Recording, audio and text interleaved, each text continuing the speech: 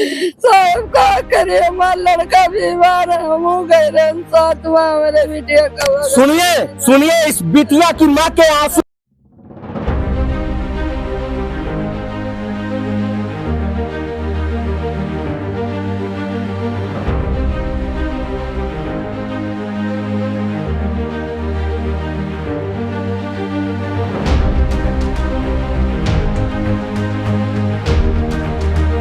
लिए क्यों नहीं दौड़ा? जब घर में सबका पता लग, जब मोहल्ले में सबका हल्ला लग, तब मनाई आए। फिर पुलिस आवा यहाँ सिकंदरपुर चौकी से। तो ये सब मतलब देखिन भालिन और हाँ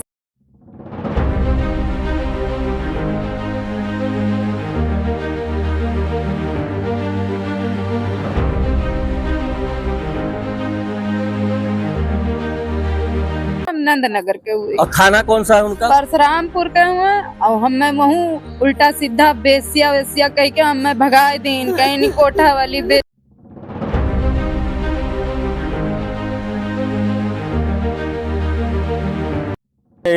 अपराधियों के हौसले बुलंद। नमस्कार, आंसू अनाद रिस्की रिपोर्टर वाला। और ये बस्ती जिले के परशुरामपुर थाना अंतर्गत हैदराबाद में मैं हूँ। और इस घर को लीजिएगा जिस परिवार में एक दलित महिला पीड़ित है, और पीड़ित इसलिए है कि उसके ऊपर कल की डेट में एसिड अटैक कर दिया गया है।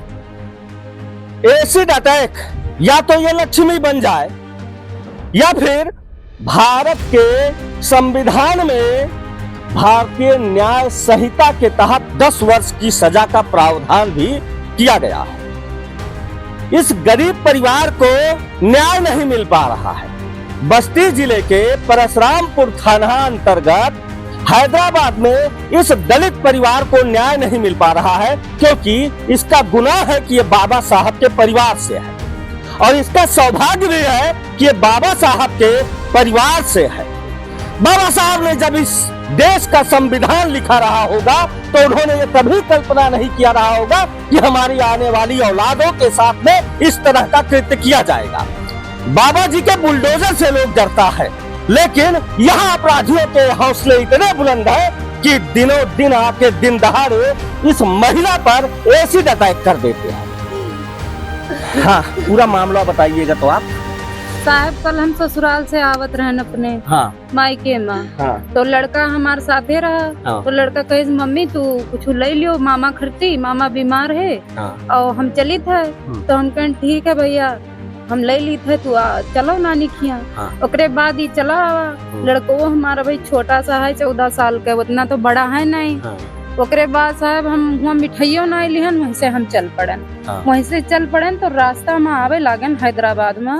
रास्ता में आवे लागन, मुंह बांधे रहा, कपड़ा बांध से मुंह एकदम ढके रहा, हम चिन्ह पहचानू नहीं पान।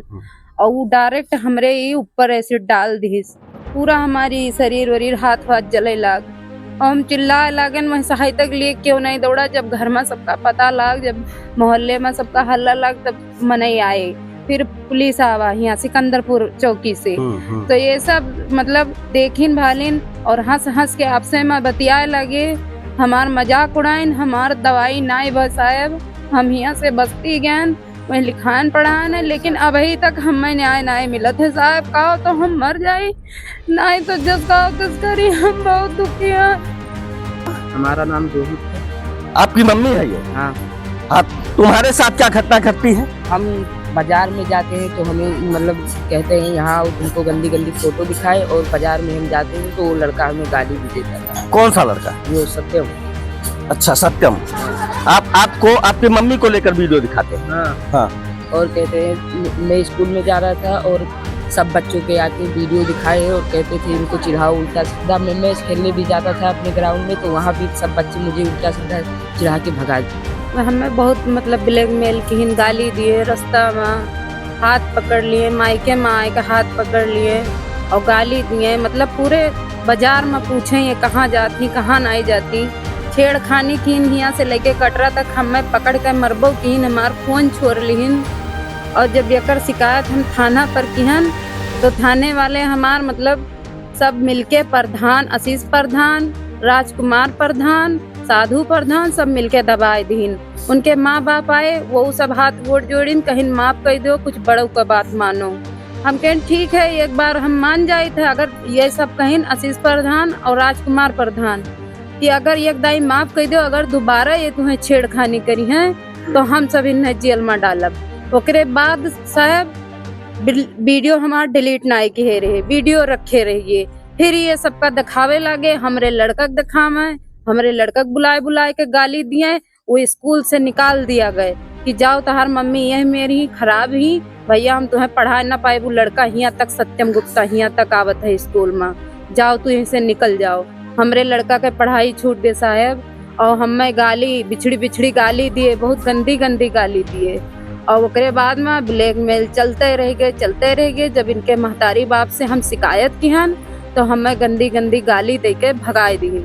भगावे के बाद में हम प्रधान लोग से कहन तो प्रधान लोग भी ना एक्शन ली। अब हम जब थाना पर गए तो कल कह रहे हैं वो यस्सो साहब कि ला के पहले 3 लाख रुपया दियो तब तुम्हारा केस लिखा जाएगा, और वो 10 महीना से बाहर है और तुम ऐसे फंसा रही हो उसको, और वो 10 महीना से बाहर नहीं है, आज 15-20 दिन से उसको भगा रखे हैं ये सब थाने वाले मिलके। और हमें हमारी कोई बात नहीं सुन रहे। हम सुबह से शाम तक दोनों बच्चों को लेके बैठी रह गई सर, लेकिन कोई सुनवाई नहीं हुई हमारी, कि हमारी कोई सुनवाई। हम रोते रह गए लेकिन कोई सुनवाई नहीं हुई। हमसे पैसे मांग रहे हैं कि हमें पैसे दो तब जाके तुम्हारी सुनवाई। हमारे कुछ नहीं है साहब, खाने के लिए नहीं है तो हम कहाँ से 3 लाख रुपया दे पाए। 3 लाख रुपया हमारे तो भाई है, हमारा आदमी मजदूरी करत है, बम्बई में नौकरी करत है, होटल में काम करत है, बर्तन माजत है, 10,000 का नौकरी उनका है, तो हम कहाँ से 3 लाख लाइक दे पाए। हमें आरोप लगावत है कि तू रुपए के लिए फंसावत हूँ। हमारे ऊपर एसिड डाल गए। कल सब थानेदार आए रहे, पुलिस वाले आए रहे, चौकी वाले, सब मुंह ढाक के हंसत रहे हमारे ऊपर। और हम चिल्लाई तड़फड़ाई, यहाँ के सारे महफिल में सब जितना है आप पूछ लिया जाए कि हम कितना काल पीड़ित रहे, हमारे वीडियो भी देख लिया जाए, फोटो भी देख लिया जाए। वहाँ हम कितना चिल्लाई थे, कितना परेशान हैं, लेकिन हमार ना दबाव है अभी तक, ना हमार कुछ है, ना हमार कोनो सुनवाई है। साहब ये हम कहा चाहते कि हमें इंसाफ मिले बस। इस आंसुओं की कीमत को समझिएगा हमारे जिले के कप्तान साहब और योगी आदित्यनाथ जी। मैं बार बार आपको इस चीज को बताना चाहता हूं कि ये दुखी परिवार, गरीब परिवार, जिसका मकान आप देख लीजिए, जो सही से आपके आवास योजना का लाभ भी इस परिवार को नहीं मिल पा रहा है, और इसके आंसू की कीमत आपके इस जिले के आला कमान समझ नहीं पा रहे। पहले से क्या मामला था? पहले से हम नहात रहे, यही मायके में। हम कहाँ नहा रही थी? वही नल पर। अब वो दिखाइएगा, खुले आसमान के नीचे हमारे देश की बहन बेटी अभी नहा रही है, और फिर क्या होता है? आयन हमार फोटो खींच लीन, ओका डीपी लगाइन, वही के माध्यम से हम बलाय ब्लैकमेल करे, गाली दिए। ओकरे बाद बलाय। नाम पता है उनका? सत्यम गुप्ता, बाप का नाम है रमेश चंद उर्फ गुन्नी गुप्ता। कहाँ के है ये? नंद नगर के। हम चौरी हुए हुए, हम नंद नगर के हुए। और थाना कौन सा है उनका? परशुरामपुर के हुए। और हमें वहाँ उल्टा सीधा बेसिया वेसिया कह के हमें भगाए दिन, कहीं नहीं कोठा वाली बेसिया वाला धंधा है, पैसे के लिए फंसा रही है। आज इतना हुआ साहब, कल को हमारे बच्चे हैं। ये किसने कहा है? थाने वाले कहे हैं। हाँ। हम नाम तो नहीं जानते हैं, लेकिन वहाँ पे ऐसा कह के भगा दिए हैं हमें। कप्तान साहब देखिए, आपके ही जिले में थाने पर इनको वैश्य कहकर पैसे की मांग करने के लिए तुम्हारे द्वारा यह कृत्य किया जा रहा है। ऐसे आपके थाने पर बोल के एक गरीब पीड़ित दलित महिला को भगा दिया जाता है। आप भगा देना मेरे बिटिया को, भगा देना, हमारा बच्चा भाग गया, ये रोते साहब क्या करे, हमारा लड़का बीमार है, हम गए साथ मेरे बिटिया का। सुनिए इस बिटिया की माँ के आंसुओं को देखिए, और ये इनका बेटा है जो अपने पैरों से चल नहीं सकता है। इस दुखी परिवार के, इस पीड़ित दलित परिवार के लिए न्याय आपके संविधान में कहाँ है जोगी जी? और मैं अपने जिले के कलेक्टर साहब, कप्तान साहब का ध्यान इस परिवार की तरफ आकर्षित करना चाहता हूँ कि अभी इस परिवार को न्याय छोड़िए। आपके द्वारा आवास दिया जा रहा है, शौचालय दिया जा रहा है, इस परिवार को आज तक कुछ नहीं मिल पाया है। आज बाबा साहब भीमराव अंबेडकर की आत्मा ऊपर से रो रही होगी कि उनकी औलाद के साथ इस तरह अन्याय किया जा रहा है।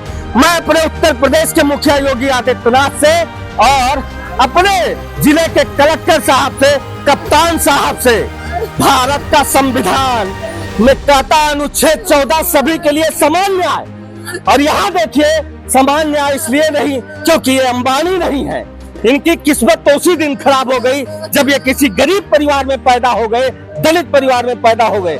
मैं कलेक्टर साहब और कप्तान साहब आपसे हाथ जोड़कर निवेदन करना चाहता हूं कि इस परिवार को न्याय दीजिए। और आप सभी से भी हाथ जोड़कर निवेदन करता हूं कि हमारी बहन बेटी इस तरह से दरवाजे पर बैठकर आंसू न बहाए, किसी के एसिड का अटैक का शिकार न हो। तो इसके लिए आप वीडियो को लाइक से सब्सक्राइब करना मत भूलिएगा। जय हिंद, जय राम। में बस इतना ही। बने रहे रिस्की रिपोर्टर्स टीवी के साथ।